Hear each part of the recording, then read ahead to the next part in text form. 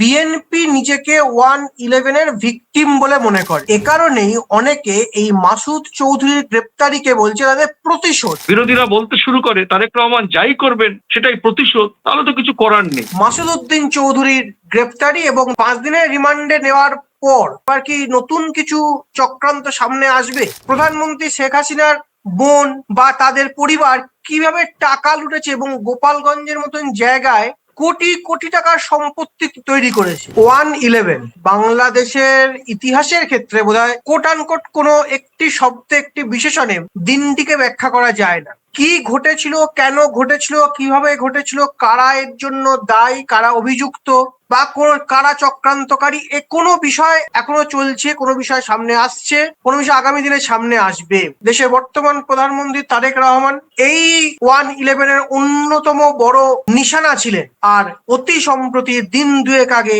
এই 1/11-এর অন্যতম আলোচিত নাম মাসুদ উদ্দিন চৌধুরীকে গ্রেফতার করেছে বাংলাদেশের সরকার, বাংলাদেশের পুলিশ। যে সময় যার নেতৃত্বে অভিযোগ ওঠে এই 1/11 ব্যাপকভাবে আলোচিত হয়েছিল এবং সে সময় তিনি ছিলেন এই লেফটেন্যান্ট জেনারেল মাসুদ উদ্দিন চৌধুরী, ছিলেন অন্যতম নাকি কাণ্ডারি। আর এই মাসুদ উদ্দিন চৌধুরীর গ্রেফতারি এবং তাকে 5 দিনের রিমান্ডে নেওয়ার পরই বিএনপি নেতারা বলতে শুরু করেছেন এবার সেই কালো দিনের তদন্ত শুরু হবে, সেই কালো দিনের অভিযুক্তদের দোষী সাব্যস্ত করে বা দোষী প্রমাণিত হলে প্রয়োজনীয় ব্যবস্থা নেওয়া হবে আইন মোতাবেক। আজকের প্রাসঙ্গিক প্রসঙ্গে এটাই আমাদের মূল আলোচনা। তাহলে কি সেদিনকার চক্রান্তকারীদের চিহ্নিতকরণের কাজ শুরু হলো?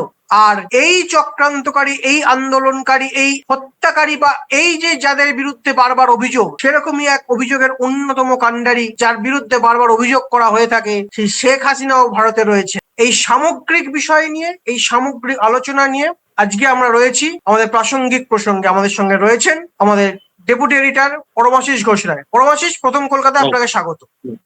নমস্কার পরমাশিস।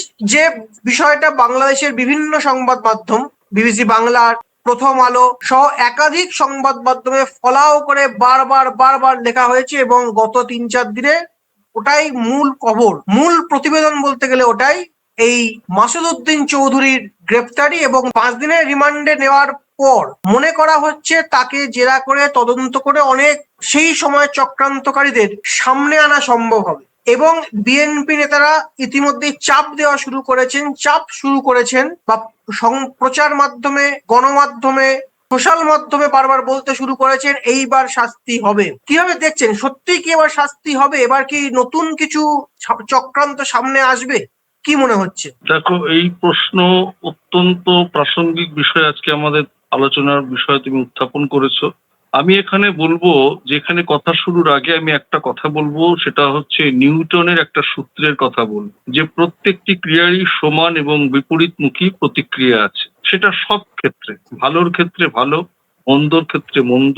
কুকর্ম করলে আবার সেই কুকর্মের ফল তোমায় ভুগতে হবে, অপশাসন করলে সে অপশাসনের মুখোমুখি তোমায় দাঁড়াতে হবে। প্রথম কথা দেখতে হবে, একটা 19 বছর আগে বাংলাদেশের সেনা কর্তৃক তত্ত্বাবধায়ক সরকারের একজন বড় মাপের কর্মকর্তা, তার যা কাজ ছিল সে সময়, তৎকালীন সময়, সে যদি সততার সঙ্গে পুরো বিষয়টাকে প্রশাসনিক জায়গা থেকে দৃষ্টিভঙ্গিতে নিরপেক্ষতায় দেখতো, তাহলে আজকে বর্তমান যে সরকার বাংলাদেশের মানুষের কাছ থেকে ম্যান্ডেট নিয়ে এসছে, তারা সেই সময়কার, তারা সেটা মনে করছেন তিনি সেই সময় অপকর্ম করেছেন, অপশাসন করেছেন, কারোর দ্বারা প্রভাবিত হয়ে কোনো কাজ করেছেন এবং যেটাকে বলা হচ্ছে 1/11। তাদের কাছে একটা ভয়ঙ্কর সময় গেছে, কষ্টের সময় গেছে, যেটা নাকি ভাষায় প্রকাশ করা যায় না, যে তত্ত্বাবধায়ক সরকারের সেসব সেনা কর্মকর্তাদের কার্যকারিতার সময়কালে, যার জন্য অনেক মানুষ ভুক্তভোগী হয়েছে। তো স্বাভাবিকভাবে এটা হয়তো এখন অনেকে বলবে এটা প্রতিশোধ নেওয়ার একটা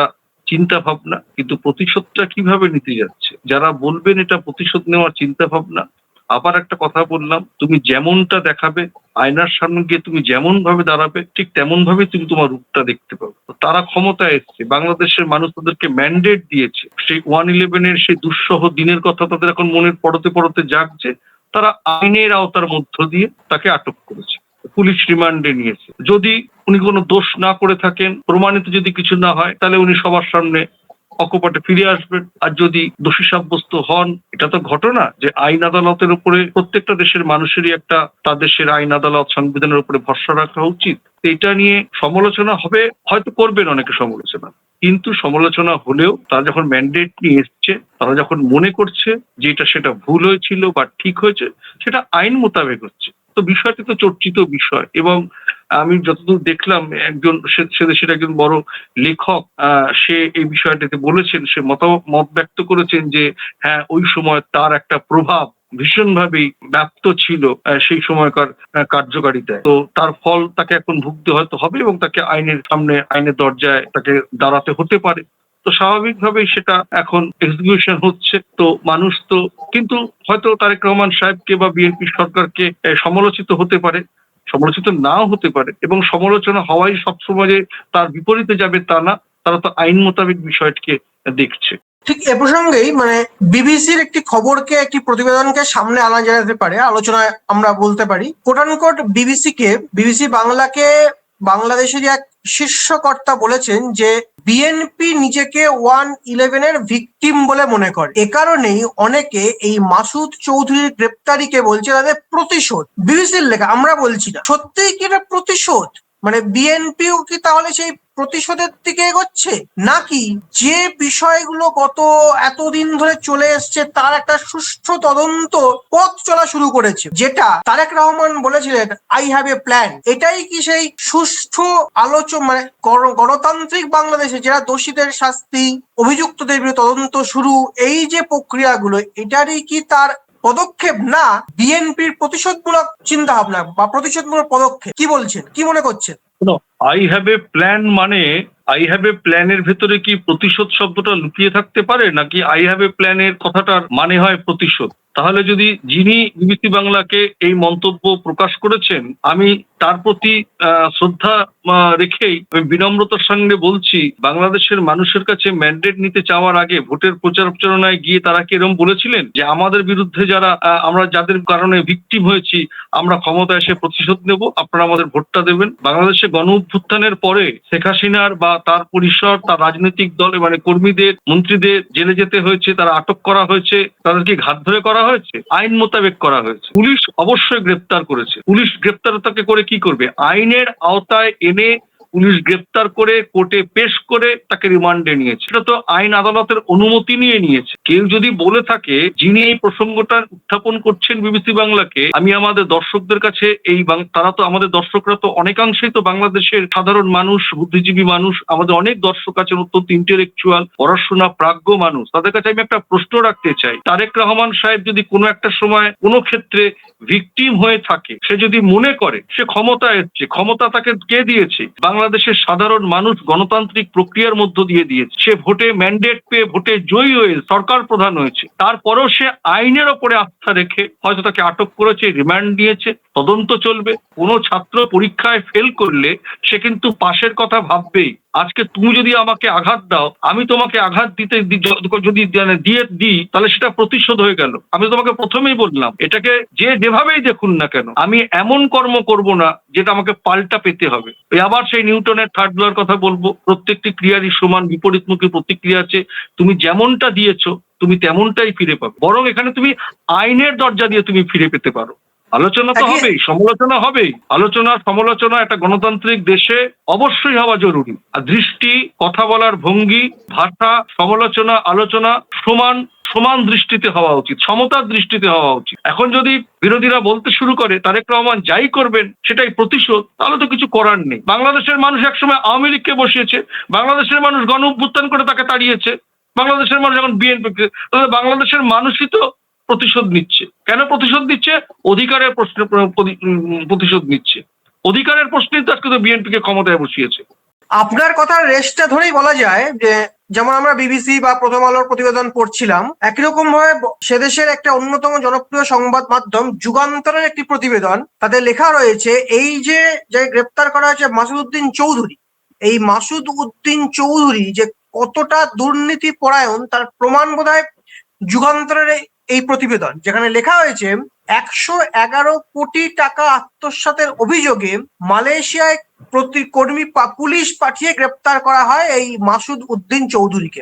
এই একটি তথ্য বোধহয় গত 14-20 বছরে, গত 15-20 বছরে বাংলাদেশে কি পরিমাণ আর্থিক দুর্নীতি হয়েছে সেটার সব থেকে বড় নজির হয়ে থাকতে পারে। একজন সেনা কর্মকর্তার এই 119 কোটি টাকার বেশি আত্মসাৎ, যে বারবার বলে থাকা হয়ে থাকে যে বাংলাদেশে নাকি আর্থিক দুর্নীতি, আর্থিক কেলেঙ্কারি, এবং এর বীজ লুকিয়ে রয়েছে এইসব লোকের মাধ্যমেই বা এইসব লোকের মধ্যেই। বিভিন্ন লোকের, এই আওয়ামী লীগের বা আওয়ামী ঘনিষ্ঠ বিভিন্ন নেতা, বিভিন্ন সেনাপ্রধান, বিভিন্ন মন্ত্রী, এরা এই টাকা লুটেছেন এবং বাংলাদেশের মানুষদের আত্মসাৎ করেছেন, বা বলা ভালো বাংলাদেশের মানুষের টাকা আত্মসাৎ করেছেন। কি বলবেন এই বিষয়গুলোকে নিয়ে? তাহলে গণ অভ্যুত্থানকে কি বলবেন? প্রতিশোধ বলবো তো নাকি? গণ অভ্যুত্থানকে তো প্রতিশোধ বলবো। আমার টাকা যদি কেউ আত্মসাৎ করে, আমি যদি রাস্তায় ধরে তার কলার ধরি, আমার চিৎকার, আমার নিপীড়িত হচ্ছে, আমার টাকা চলে যাচ্ছে, আমি চাকরি পাচ্ছি না, আমি সংরক্ষণ পাচ্ছি না, স্বজন পোষণ অন্য মন্ত্রীর লোকেরা পাচ্ছে, প্রধানমন্ত্রীর বাড়িতে বোধহয় একজন ছিলেন মানে চাপরাশি টাইপের বা কিছু, তার নাকি 12 কোটি টাকা বাংলাদেশের মিডিয়ার মাধ্যম দিয়ে আমরা জেনেছি, আমরা বলছি না। তিনি বিমানে ঘোরাঘুরি করতেন। হ্যাঁ, তুমি বোধহয় যুগান্তরের কোনো কথা কপি দেখে তুমি বললে, সংবাদপত্র দেখে বলে, বাংলাদেশের কাগজেই বলছে বাংলাদেশের এসব ইতিহাসের কথা। প্রতিবাদের ভাষা যদি প্রতিশোধ হয়, প্রতিবাদের ভাষা যদি আইনের মাধ্যম দিয়ে কাউকে আটক করে আইনের আওতায় এনে তার বিচার বিশ্লেষণ করা হয়, বিচার প্রক্রিয়া করা হয়, তাহলে সেটা প্রতিশোধ হয় কি করে? তাহলে দেশের অ্যাডমিনিস্ট্রেশন কি করবে? বাংলাদেশের প্রধানমন্ত্রী তারেক রহমান গণতান্ত্রিক প্রক্রিয়ায় মানুষের ম্যান্ডেট নিয়ে প্রধানমন্ত্রী হয়েছে, তার তো কিছু কার্যকারিতা আছে। সে তো বলেছে আই হ্যাভ এ প্ল্যান, সবার আগে বাংলাদেশ। তা সবার আগে বাংলাদেশ করতে গেলে তার দেশের টাকা কারা লুট করেছে চোরাপথে, কুপথে, সেটা যদি ফিরিয়ে আনতে সে সক্রিয় অ্যাডমিনিস্ট্রেটিভ পার্টে আইনের মাধ্যম দিয়ে কিছু মানুষকে আটক করে আইনি প্রক্রিয়ায়, অবশ্যই গায়ের জোয়ারি কিছু না, আইনি প্রক্রিয়া, সে যদি তার দেশের অর্থ ফিরিয়ে আনতে পারে, সেই সব মানুষগুলোকে ধরতে পারে, তবেই তো বাংলাদেশে গবে। ঠিক এখানটাই পরমাশেষ মানে আলোচনার প্রেক্ষিতে উঠে আসে গত বছর 2025 সালে যখন বাংলাদেশের পয়লা বৈশাখ, সে সময় আমি ব্যক্তিগতভাবে সেদেশে উপস্থিত ছিলাম। আওয়ামী লীগের মানে বঞ্চিত, নিপীড়িত, নির্যাতিত যে সরল সাদাসিধে মানুষগুলো বা নেতাগুলো, তারা বলছিলেন কিভাবে আওয়ামী লীগের নেতারা এই প্রধানমন্ত্রী শেখ হাসিনার বোন বা তাদের পরিবার কিভাবে টাকা লুটেছে এবং গোপালগঞ্জের মতন জায়গায় কোটি কোটি টাকার সম্পত্তি তৈরি করেছে। এই দুর্নীতি বোধহয় বাংলাদেশে এই দিন দেখার অন্যতম কারণ। এই যে তদন্ত শুরু হয়েছে, এতে কি মনে হচ্ছে আরো অনেক বিভিন্ন মানে সূত্র বেরিয়ে আসবে বা কেঁচো খুঁড়তে কেউটে ফাঁস হয়ে যেতে পারে? কি মনে হয়? একদম কেঁচো খুঁড়তে কেউটে। ঠিক পরমাশিস, এই বিষয়গুলো নিয়েই আমরা কাটাছেড়া করে চলেছি বারবার ধরে। এরকম বিভিন্ন তথ্য আমরা আনবো। আজকে যেমন আমরা 1/11 এর প্রাসঙ্গিক প্রসঙ্গ কি ঘটেছিল, কেন মানে এই বিষয়টা কিভাবে তদন্ত হয়, এটা কি বিএনপির প্রতিহিংসা, না এই তদন্ত হওয়া দরকার ছিল, এই বিষয়টা সামনে আনার চেষ্টা করেছি। আমাদের পরমাশিস বারবার ধরে যেটা বোঝানোর চেষ্টা করলেন, এই তদন্ত হওয়া দরকার ছিল। আবারও শেষ মুহূর্তে আবারও সেই বিষয়টা শেষ প্রশ্ন হিসেবে রাখতে চাই, যদি আপনাকে সংক্ষেপে বলতে বলা হয় দরকার ছিল তদন্তের, কেন, কি বলবেন? না দেখো, আমার ধরুন তারেক রহমান সাহেব আজ থেকে 19 বছর বয়সে, 19 বছর আগেকার ঘটনা, ওনার যে বয়স, উনি যখন মনে করছেন ভিকটিম হয়েছেন, উনি তো একটা প্রাজ্ঞ মানুষ, দেশের প্রধানমন্ত্রী হয়েছেন, বিদেশে এতটা দিন তিনি কাটালেন, তো উনি একটা এত বড় দেশের 20 কোটি মানুষের প্রতিনিধিত্ব করছেন গোটা বিশ্বের কাছে, প্রধানমন্ত্রী। তা কোনটা ঠিক, কোনটা ভুল, কোনটা বেঠিক হয়েছিল, কোনটা ঠিক হয়েছিল, সেটা যদি তদন্তের আওতার মধ্য দিয়ে একটা পরিষ্কার সিনারিও পাওয়া যায়, তাতে অন্যায়টা কোথায়? অবশ্যই কেউ বলবে প্রতিশোধ, কেউ বলবে প্রতিহিংসা, কিন্তু চেয়ারটা কিন্তু প্রধানমন্ত্রীর, সেই চেয়ারটা তিনি বসেছেন মানুষের ম্যান্ডেট। তাহলে যে মানুষগুলো তাকে ম্যান্ডেট দিয়ে সরকারে বসিয়েছেন, প্রধান করেছেন, তাহলে তারাও কি প্রতিহিংসা করেছেন? আমি প্রশ্নটা ঠিক এইভাবেই ছুড়ে দিচ্ছি। আমি সরকার প্রধানের যা যা করণীয় হওয়া উচিত, যদি ভুল কিছু হয়ে থাকে তা আইনের মাধ্যমে তদন্ত করে মানুষের প্রকাশ্যে আনা উচিত। ভুল কোনটা, সঠিক কোনটা, সেটা তো রাষ্ট্রপ্রধানরাই ঠিক করবেন, জনমানুষের সামনে তুলে ধরবেন। এটা তো দায় বা দায়িত্বের মধ্যে পড়ে। ঠিক এখানটাই আমরাও আমাদের দর্শকদের কাছে প্রশ্ন রাখছি, তারেক রহমান বা তারেক রহমানের নেতৃত্বাধীন সরকার কি ঠিক করেছেন না ভুল করছেন? তারাও কি প্রতিহিংসার দিকে এগোচ্ছেন, না তারা সুষ্ঠু বাংলাদেশ গড়ার দিকে এগোচ্ছেন, যেখানে আইনের শাসন কায়েম হবে? আমাদের লিখে জানান, কমেন্ট বক্সে লিখুন, এবং আমাদের বিশ্লেষণের সঙ্গে, আমাদের মতামতের সঙ্গে আপনারা সহমত না বিরুদ্ধ মত সেটাও লিখে জানান। আজ এ পর্যন্ত। নমস্কার। নমস্কার।